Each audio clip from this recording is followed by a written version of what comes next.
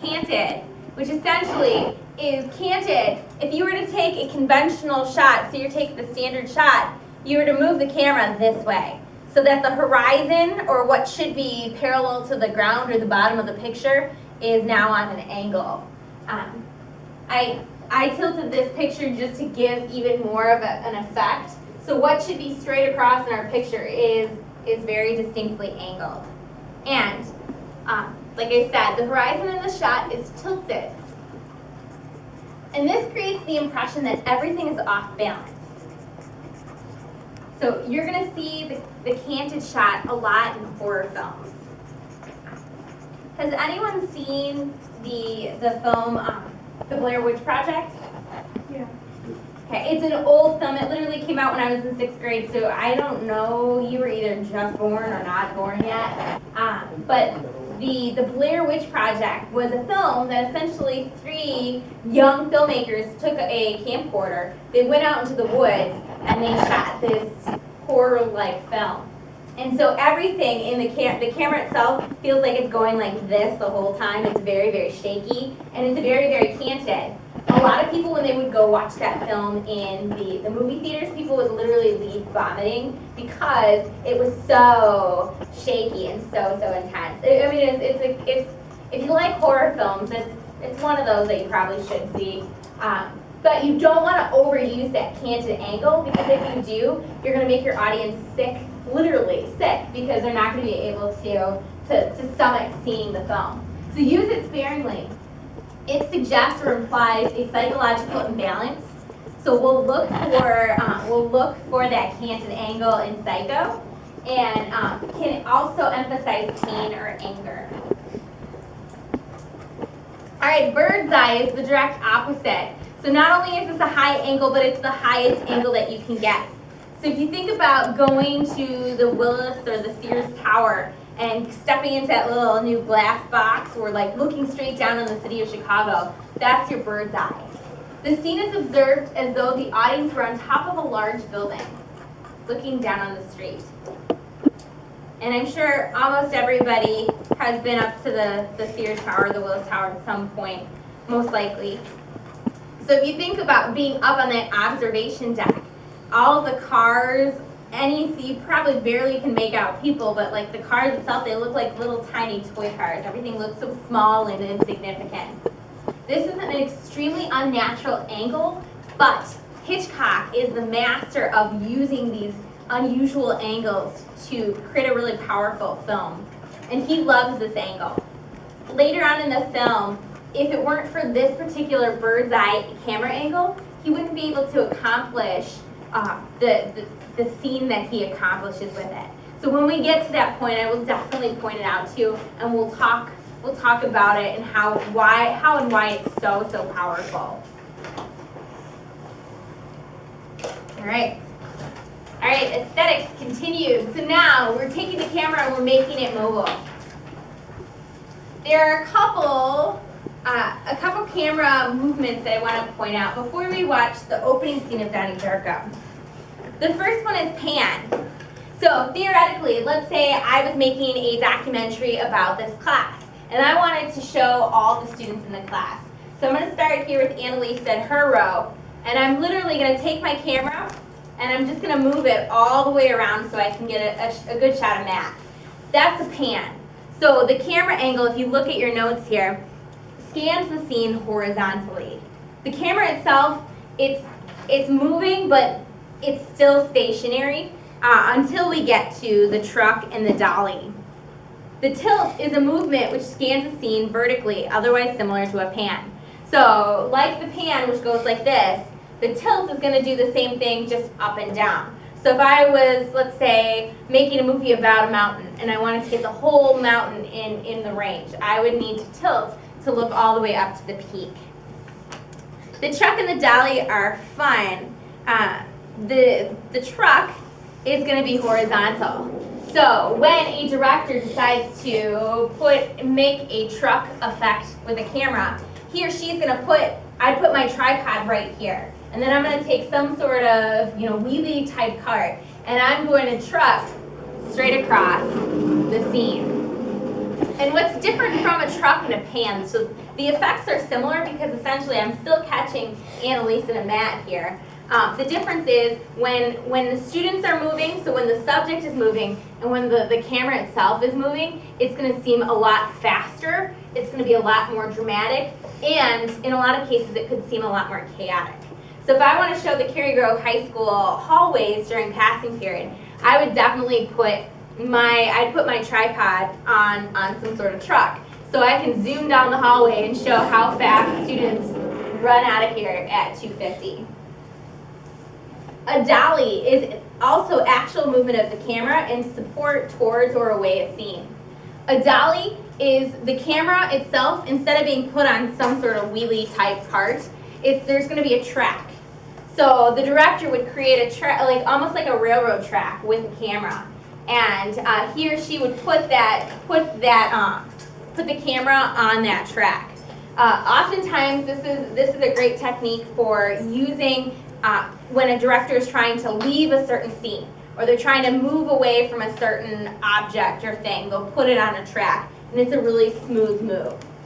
And then zoom, you guys know what zoom is. You can do it on your iPhones and your smartphones. Essentially, just zooming in on one particular image.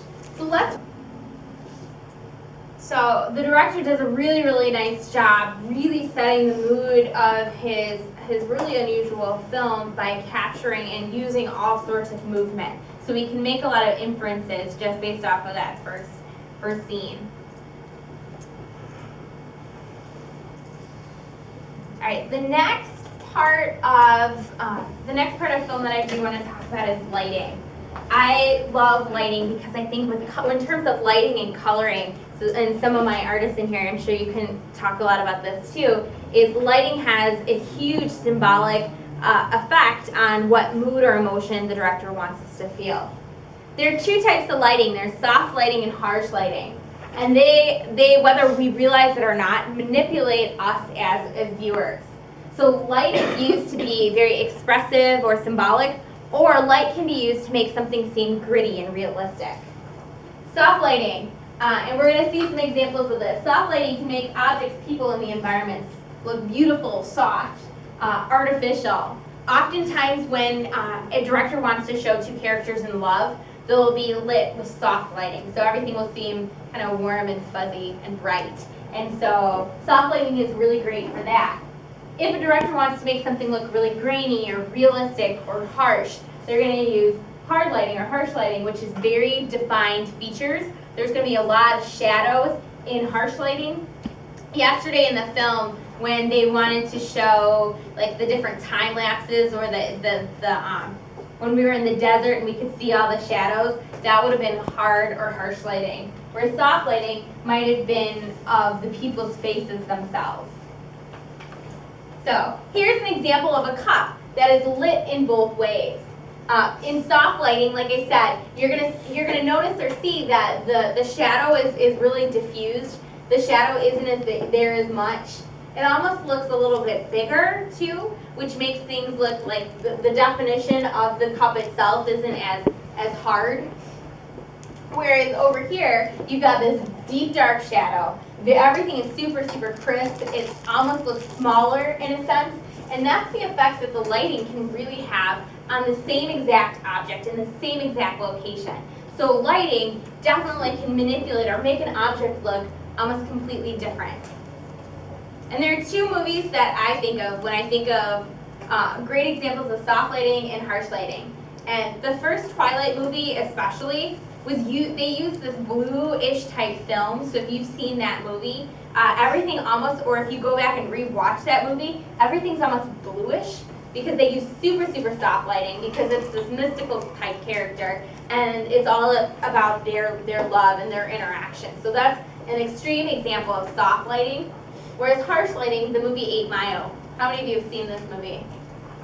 It's good. It's definitely a tough movie to watch, but the very, very distinct outlines of everything, the deep, deep shadows, the darkness that is seen in this film is supposed to be really gritty and represent harsh life and harsh lighting.